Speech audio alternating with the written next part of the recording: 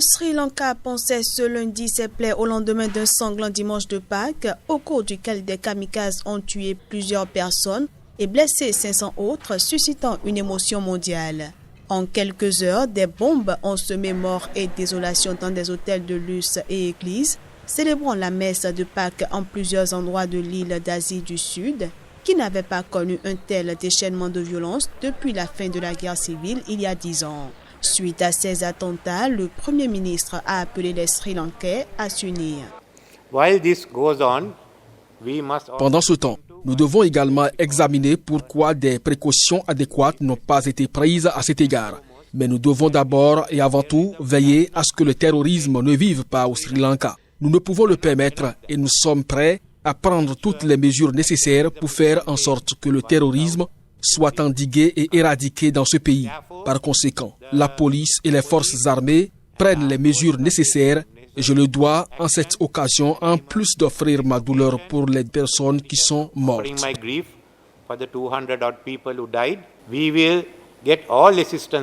Nous obtiendrons toute l'aide possible du Sri Lanka et de l'extérieur pour contenir cette menace et l'éliminer. Ce que je voudrais demander à la population, c'est d'apporter tout soutien aux forces de sécurité et de veiller à ce qu'il n'y ait pas de malentendus qui conduisent à d'autres incidents détournant l'attention des forces de sécurité de cette importante enquête.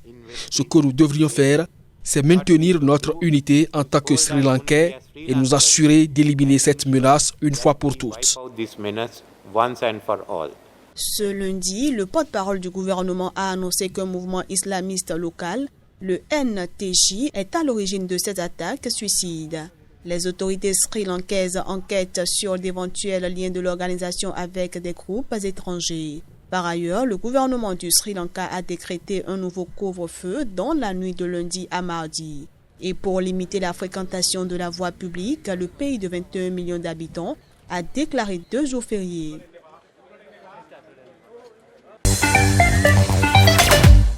À l'issue d'un conseil des ministres spécial tenu ce vendredi dans la soirée, le gouvernement malgache a décidé de convoquer les électeurs aux urnes le 27 mai 2019 pour l'adoption du projet de loi constitutionnelle modifiant certaines dispositions de la Constitution de la 4e République. Le projet de révision porte sur 2 points, la suppression du Sénat et l'octroi de plus de pouvoirs aux autorités régionales des promesses électorales de Rajoelina. Cette révision constitutionnelle est prévue le même jour que les élections législatives. Dans un communiqué de presse diffusé ce week-end, le gouvernement explique que la tenue ensemble des élections législatives et de ce référendum constitutionnel permet d'éviter des dépenses exorbitantes. Pris de court par cette annonce de révision de la constitution et du référendum qui en découle, l'ancien président et actuel chef de l'opposition Marc Ravalomanana a rassemblé tous les responsables de son parti pour une conférence de presse ce lundi à son domicile d'Antananarivo. Il regrette l'absence de concertation avant la rédaction de ce projet de loi visant à modifier la Constitution et qui prévoit notamment la suppression du Sénat. Il souligne également que le président de la République a pourtant promis durant sa campagne électorale de ne pas changer la Constitution qu'il a lui-même conçue et fait adopter en 2010. Pour l'heure, le texte du projet de loi de révision de la Constitution n'a pas été publié.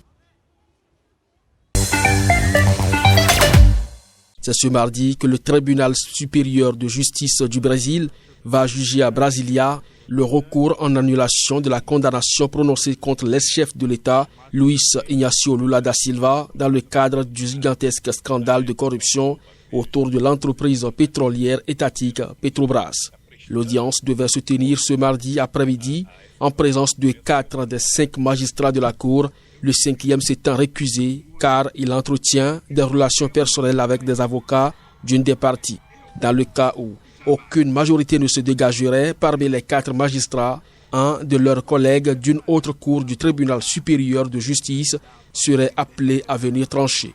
Le tribunal supérieur de justice peut maintenir la condamnation à 12 ans et 1 mois de prison, la réduire ou libérer Lula en communiant la peine en arrêt domiciliaire. L'ancien président Luiz Inácio Lula da Silva, incarcéré depuis le 7 avril 2018 à Curitiba, a été condamné en première et en deuxième instance en tant que bénéficiaire d'un appartement triplex à Guarujá, mis à sa disposition par des constructeurs en échange de contrats avec Petrobras. En novembre, le juge Félix Tischer a rejeté un recours spécial de Lula, mais la défense de l'icône de la gauche latino-américaine a demandé qu'un collège de magistrats examine ce pourvoi. En prison depuis 1 an, Lula estime qu'il a été condamné sans preuve et dénonce une persécution judiciaire pour empêcher son parti des travailleurs de revenir au pouvoir. Ses avocats demandent son acquittement. Dernièrement, ils ont proposé que les accusations de blanchiment d'argent soient requalifiées en crime électoral, ce qui pourrait réduire la peine afférente.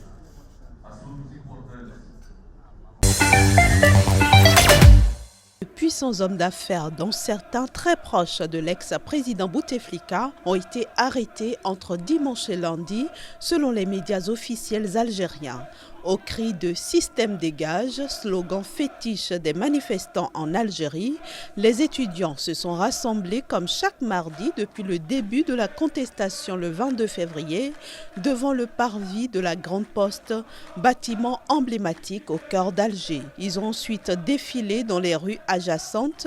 La police déployée massivement le mardi précédent et qui avait tenté d'interdire l'accès à la Grande Poste aux étudiants était discrète mardi dans le centre d'Alger et aux abords du bâtiment. Les étudiants ont à nouveau rejeté la présidentielle que veut organiser le chef de l'État par intérim Abdelkader Ben Salah le 4 juillet pour élire un successeur à Bouteflika, contraint à la démission le 2 avril sous les pressions conjuguées de la rue et de l'armée. Les manifestants refusent que les structures et personnalités de l'appareil mis en place par Bouteflika gèrent la transition, estimant notamment qu'elles ne peuvent garantir un scrutin régulier. Lundi, le PDG du principal groupe privé d'Algérie, Cévital, et première fortune du pays, Issad Rebrab, a été arrêté puis placé en détention provisoire selon l'agence de presse officielle algérienne APS. Dimanche, 4 frères de la famille Kouninef, propriétaires d'un grand groupe de BTP et de génie civil, avaient également été arrêtés selon la télévision d'État. Sur la Libye, le but de la rencontre était de trouver les moyens d'endiguer la crise et de relancer le processus politique, alors que des combats violents opposent depuis le 4 avril les forces loyales du gouvernement d'union nationale, GNA, reconnues par la communauté internationale, aux troupes du maréchal Khalifa Haftar aux portes de Tripoli. Nous appelons la communauté internationale à prendre pleinement et sans délai ses responsabilités afin de poursuivre la résolution politique de la crise libyenne et appelons l'envoyé spécial de l'ONU, Ghassan Salamé, à faire son devoir en facilitant le retour aux pourparlers politiques dans la transparence et en ligne avec l'accord politique libyen et en incluant toutes les parties concernées en Libye. La Libye souffre d'un chaos sans précédent de milices, d'organisations terroristes, de contrebande et de trafic d'êtres humains causé par une obstruction politique et une mise en avant des intérêts personnels au détriment des intérêts de la nation, en plus de s'appuyer sur des acteurs internationaux qui nourrissent le chaos et protègent des organisations terroristes et jouèrent un rôle dans l'entrée de terroristes et d'armes en Libye, ainsi que dans la sortie de pétrole et d'argent hors de Libye. Aux côtés de Sisi, les présidents du Rwanda, Paul Kagame, et d'Afrique du Sud, Cyril Ramaphosa, membres de la Troïka sur la Libye, ainsi que celui du Congo, Denis Sassou Nguesso, chef de la commission sur la Libye à l'UA, ont appelé toutes les parties à la retenue et à permettre l'arrivée de l'aide humanitaire dans toutes les régions selon le communiqué publié par la présidence égyptienne. Le président de la commission de l'UA, Moussa Faki, a également assisté à la rencontre. Selon un dernier bilan de l'Organisation mondiale de la santé OMS, au moins 264 personnes, dont des civils, ont péri et 1266 ont été blessés depuis le début des combats le 4 avril.